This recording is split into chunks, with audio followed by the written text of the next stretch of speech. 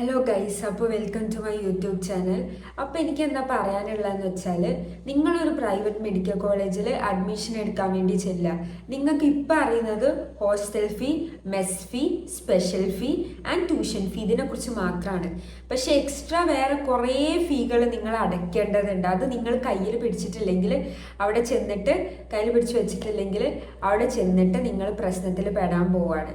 അപ്പം ആ എക്സ്ട്രാ ഫീസിനെ കുറിച്ചും പിന്നെ ബാക്കി കുറേ പേർക്ക് കുറേ ഡൗട്ടുകളുണ്ട്. പ്രൈവറ്റ് മെഡിക്കൽ കോളേജ് എങ്ങനെയാണ്, സ്ട്രിക്റ്റ് ആണോ, പിന്നെ ടെക്സ്റ്റ് ബുക്സിൻ്റെ കാര്യത്തിൽ ഡൗട്ട് ഉണ്ട്.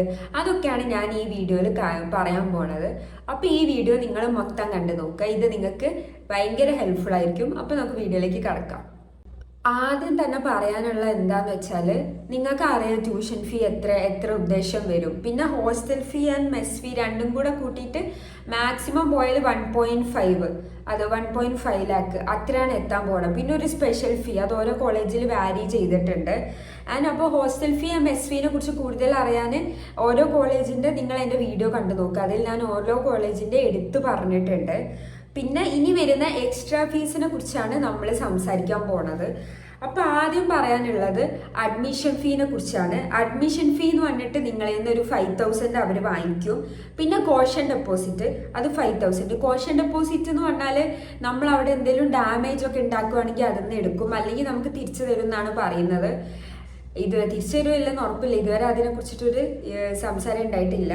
പിന്നെ ഇനി അടുത്ത പറയാൻ പോണതാണ് ലൈബ്രറി ഫീ ഒരു 7,000 രൂപയുണ്ട്. ഞാൻ ഫസ്റ്റ് ഇയറിൽ നല്ല ഇൻട്രസ്റ്റ് ഉണ്ടായിട്ട് കുറച്ച് ബുക്സ് എടുത്തിട്ടുണ്ട്.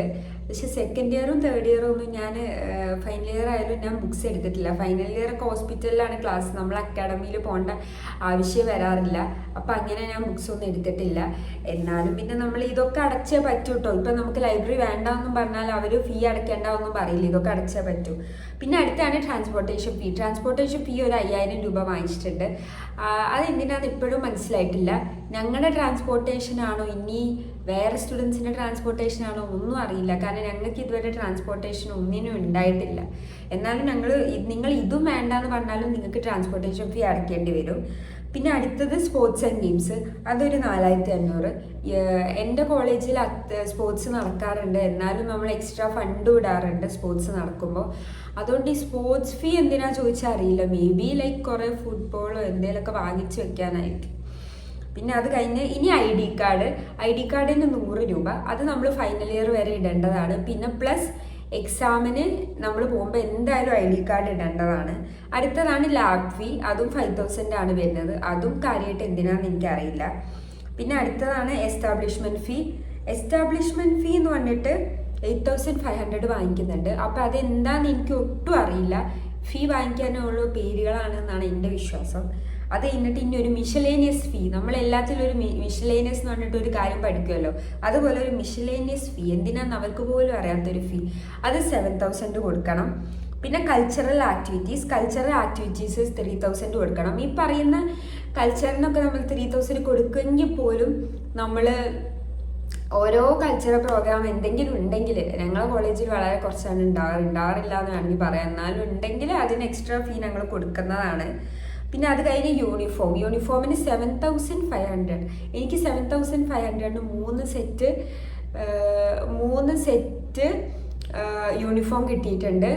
ഞങ്ങൾക്ക് ചുരിദാറാണ് വരുന്നത്. അപ്പം 3 സെറ്റ് പാൻറ്റും 3 സെറ്റ് ഷോളും 3 സെറ്റ് ടോപ്പും. പിന്നെ വൈറ്റ് കോട്ട് ഏപ്രണിൻ്റെ പൈസ ഇതിനകത്ത് അടങ്ങിയതാണോ അതോ ഇനി എക്സ്ട്രാ കൊടുത്തിട്ടുണ്ടോ എന്ന് ഓർമ്മയില്ല.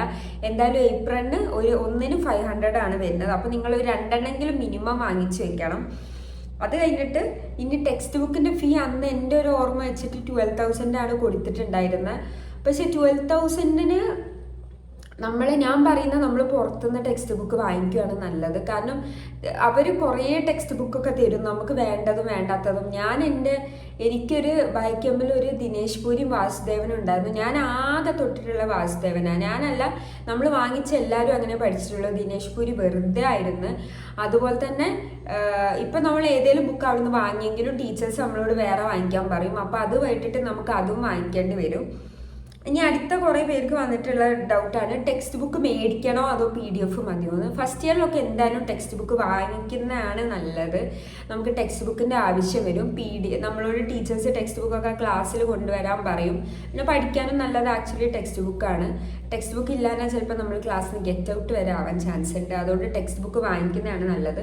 പിന്നെ വേറെ കുറേ പേര് ചോദിച്ചിട്ടുള്ള ഡൗട്ടാണ് ടെക്സ്റ്റ് ബുക്ക് പുതിയത് തന്നെ വാങ്ങിക്കണോ പഴയത് വേണോ എന്ന്. പുതിയ എഡിഷനാണ് എന്തുകൊണ്ടും നല്ലത്. കാരണം കുറേ ചേഞ്ചസ്, കുറേ തെറ്റുകളൊക്കെ തിരുത്തും. ആക്ച്വലി കുഞ്ഞി തെറ്റുകളാണെങ്കിലും അത് നമ്മൾ എക്സാമിന് എഴുതി വെക്കുമ്പോൾ നമ്മളോട് ടീച്ചേഴ്സ് ബ്ലണ്ടേഴ്സ് ആയിട്ട് എടുത്ത് വായിക്കാറുണ്ട്. അപ്പോൾ നിങ്ങൾ പുതിയ ടെക്സ്റ്റ് വായിക്കുക. ഇനി നിങ്ങൾക്ക് അത് കുഴപ്പമില്ല, പഴയ ടെക്സ്റ്റ് എടുത്തിട്ട് പുതിയതിൻ്റെ PDF എടുക്കുകയാണെങ്കിൽ അങ്ങനെയും മതി. അപ്പോൾ പഴയ ടെക്സ്റ്റ് ആണെങ്കിൽ ഇത്തിരി റേറ്റ് കുറയും. അങ്ങനെയാണ് ചെയ്യുന്നതെങ്കിൽ അങ്ങനെ മതി. നമ്മളെ സീനിയേഴ്സിൻ്റെ ടെക്സ്റ്റോ അങ്ങനെ കിട്ടാൻ ചാൻസ് ഉണ്ടെങ്കിൽ അതായാലും മതി. ഇനി അടുത്തത് പ്രൈവറ്റ് മെഡിക്കൽ കോളേജ് എന്ന് പറയുമ്പം എല്ലാവർക്കും വരുന്നൊരു ഡൗട്ടാണ്, സ്ട്രിക്റ്റ് ആണോ അല്ലയോ. അപ്പോൾ ആദ്യം ഞാൻ എൻ്റെ കോളേജിനെ കുറിച്ച് പറയാം. എൻ്റെ കോളേജ് അസീസിയാണ്. അപ്പം എൻ്റെ കോളേജ് ഭയങ്കര സ്ട്രിക്റ്റ് ആണ്. ഫസ്റ്റ് ഇയറിലൊന്നും പുറത്തിറങ്ങാനേ പറ്റില്ല. നമുക്ക് ഗേറ്റിന് പുറത്തിറങ്ങാൻ ഇപ്പോൾ പാസ് വരെ നമുക്ക് വേണം. എന്നാൽ അത് കിട്ടാൻ ഞാൻ പറയണ്ടല്ലോ, ഭയങ്കര കഷ്ടപ്പാടാണ്. കോളേജിൻ്റെ 4 സൈഡിലും ഗേറ്റ് ഉണ്ട്, സെക്യൂരിറ്റി ഉണ്ട്. അപ്പം നമുക്ക് ഒരു വഴി എങ്ങോട്ടും പോകാൻ പറ്റില്ല. ഇനി നമുക്ക് കറക്റ്റ് ക്ലാസ് കഴിഞ്ഞ് നമ്മളെ വാർഡൻ വന്ന് എല്ലാവരെയും ഒരുമിച്ച് കൊണ്ടുവരുന്നതാണ്. അപ്പം ഒരു സബ്സ്ക്രൈബർ എന്നോട് ചോദിച്ചിട്ടുള്ള ഡൗട്ടാണ് ജിമ്മിന് പോകാൻ പറ്റുമോ. അപ്പോൾ നമുക്ക് ഇങ്ങനത്തെ ഒരു സാഹചര്യത്തിൽ നമുക്ക് ഫസ്റ്റ് ഇയറിൽ എന്തായാലും ജിമ്മിന് പോകാൻ പറ്റില്ല. പിന്നെ ഒരു ടിപ്പ് എന്താണെന്ന് വെച്ചാൽ ഒരു സെക്കൻഡ് ഇയർ തേർഡ് ഇയർ ആകുമ്പം നമുക്കൊരു 6:30-ക്ക് കയറിയാൽ മതി. വൈകിട്ട് 6:30-6 മണിക്ക് കയറിയാൽ മതി. അപ്പോൾ നമ്മൾ വാർഡനോട് പറയാതെ ക്ലാസ് കഴിഞ്ഞ ഉടനെ ജിമ്മിലേക്ക് പോവുക. അതാണ് ആകെ പറയാനുള്ള ടിപ്പ്. അപ്പം ഹോസ്റ്റലൊക്കെ നല്ല സ്ട്രിക്റ്റ് ആയിരിക്കും, പറയാതിരിക്കാൻ വയ്യ, ഭയങ്കര സ്ട്രിക്റ്റ് ആയിരിക്കും.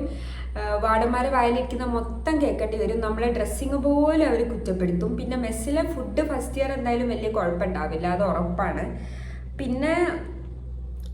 പിന്നെ ഹോസ്റ്റലിൽ നമുക്ക് പുറത്തിറങ്ങാൻ വിചാരിച്ചാൽ ഇനി വാർഡന്മാർ സമ്മതിക്കില്ല, സീനിയേഴ്സും സമ്മതിക്കില്ല. പിന്നെ ആണെങ്കിൽ നമ്മുടെ പ്രൊഫസേഴ്സിനെ കാണുമ്പോൾ നമുക്ക് പേടിയാവാൻ തുടങ്ങും. അപ്പോൾ അതും നടക്കില്ല. അപ്പോൾ മാക്സിമം ഫസ്റ്റ് ഇയർ നമ്മൾ ഒതുങ്ങിക്കൂടി കഴിയുന്നതാണ് നല്ലത്.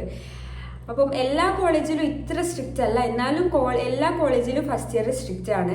ചില കോളേജിൽ ഫോൺ പോലും കിട്ടാറില്ല. ഇതൊക്കെ ആക്ച്വലി ഞാൻ കുറച്ച് വീഡിയോസിന് പറഞ്ഞിട്ടുണ്ട്. അപ്പോൾ ഇനി അടുത്ത നിങ്ങൾക്കുള്ള ഡൗട്ടാണ്, സ്റ്റെത്തസ്കോപ്പ് വാങ്ങിക്കണോ. നമ്മൾ ഏറ്റവും കഷ്ടപ്പെട്ടത് പഠിച്ചത് സ്റ്റെത്തിന് വേണ്ടിയാണ്. അപ്പോൾ നിങ്ങൾക്ക് സ്റ്റെത്ത് ഫസ്റ്റ് ഇയറിൽ നെസസറി ഒന്നുമല്ല. സ്റ്റെത്ത് നമുക്ക് ഫിസിയോളജി ലാബിലൊക്കെ കിട്ടുന്നതാണ്. പക്ഷെ നമ്മൾ എവിടെയാണ് പഠിച്ചത്? ഇപ്പോൾ ബ്രില്യൻ്റ് ആണെങ്കിൽ ബ്രില്യൻ്റ്, സൈലത്തിലാണെങ്കിൽ സൈലൻ്റ്, റേസിലാണെങ്കിൽ റേസ്. നമുക്കൊരു സ്റ്റെത്ത് കിട്ടാറുണ്ട്, നമ്മൾ ചേർന്ന് കഴിയുമ്പോൾ. അങ്ങനെ എന്തായാലും കിട്ടുമ്പോൾ നിങ്ങൾ വാങ്ങിക്കേണ്ട ആവശ്യമില്ല. ക്ലിനിക്കൽ എക്സ്പോഷർ നമുക്ക് സെക്കൻഡ് ഇയർ തൊട്ടാണ് തുടങ്ങുന്നത് പോസ്റ്റിങ്സ്. അപ്പോൾ മെയിനായിട്ട് സെക്കൻഡ് ഇയറിൽ മതി. പിന്നെ CNS കിറ്റ് എന്ന് പറഞ്ഞിട്ടൊരു സാധനമുണ്ട്. നമ്മൾ CNS ആയിട്ട് നമ്മൾ നെർവസ് സിസ്റ്റമായിട്ട് ചെയ്യുമ്പം അതിൻ്റെ എക്സ്പീരിയൻസ് ചെയ്യുമ്പോഴുള്ള കാര്യമാണ് അത്. പക്ഷെ നമുക്ക് ഫസ്റ്റ് ഇയറിൽ വാങ്ങിക്കാൻ വേണ്ടി കുറേ ആൾക്കാർ നിർബന്ധിക്കുമെങ്കിൽ പോലും അത് നമ്മൾ വാങ്ങിക്കേണ്ട ആവശ്യമില്ല. സെക്കൻഡ് ഇയർ തൊട്ടിട്ട് മതി. ഇനി അടുത്തത് വൈറ്റ് കോട്ടാണ്. ഒരു വൈറ്റ് കോട്ടിന് 500 എന്നുള്ള രീതിക്കാണ് വാങ്ങിക്കുക. അപ്പം നമുക്കിപ്പോൾ 2 വൈറ്റ് കോട്ടും നമ്മുടെ അത്യാവശ്യം മോശമായിട്ടുണ്ടെങ്കിൽ വൃത്തിക്ക് നടക്കണം എന്നുണ്ടെങ്കിൽ നമുക്കൊരു വൈറ്റ് കോട്ട് എക്സ്ട്രാ വാങ്ങിക്കാവുന്നതാണ്. അപ്പം ഇതാണ് എനിക്ക് പ്രൈവറ്റ് മെഡിക്കൽ കോളേജിനെ കുറിച്ചിട്ട് പറയാനുള്ളത്. ഇനിയും നിങ്ങൾക്ക് ഡൗട്ടുകൾ ഉണ്ടെങ്കിൽ താഴെ കമൻറ്റ് ചെയ്യുക. ഞാൻ വേറെ ഒരു വീഡിയോ ആയിട്ട് ചെയ്യുന്നതാണ്. വേറെ ഡൗട്ടുകൾ ഉണ്ടെങ്കിൽ എന്നെ DM ചെയ്യുക. എൻ്റെ ഇൻസ്റ്റാ ID ഞാൻ കൊടുത്തിട്ടുണ്ട്. അപ്പോൾ ശരി, ഇന്നത്തെ വീഡിയോ ഇത്രയേ ഉള്ളൂ. ഇത് നിങ്ങൾക്ക് ഹെൽപ്ഫുൾ ആയെങ്കിൽ ലൈക്ക്, ഷെയർ ആൻഡ് സബ്സ്ക്രൈബ്. പിന്നെ ഒരു കാര്യം പറയാനുള്ള എന്താണെന്ന് വെച്ചാൽ എൻ്റെ സബ്സ്ക്രൈബേഴ്സിനോട് ഞാൻ ഭയങ്കര താങ്ക്ഫുള്ളാണ്. കാരണം നിങ്ങൾ ഇങ്ങനെ വീഡിയോ കാണുമ്പോഴാണ് എനിക്ക് ആക്ച്വലി കോൺഫിഡൻസ് വരുന്നത്. ജസ്റ്റ് ഒരു 500 പേര് കണ്ടാലും ഞാൻ ആലോചിക്കുന്നത് എന്താണെന്ന് വെച്ചാൽ ഒരു 500 പേര് നമ്മൾ പറയുന്ന ഒരു കാര്യം കേൾക്കാൻ വേണ്ടി നമ്മളെ സബ്സ്ക്രൈബ് ചെയ്യാന്ന് പറഞ്ഞാൽ അത് വലിയ കാര്യമാണ്. അപ്പോൾ നിങ്ങളുടെ സപ്പോർട്ട് ഇനിയും എനിക്ക് ആവശ്യമാണ്. അപ്പോൾ ഇന്നത്തെ വീഡിയോ ഇത്രയേ ഉള്ളൂ. ശരി, ടാറ്റാ.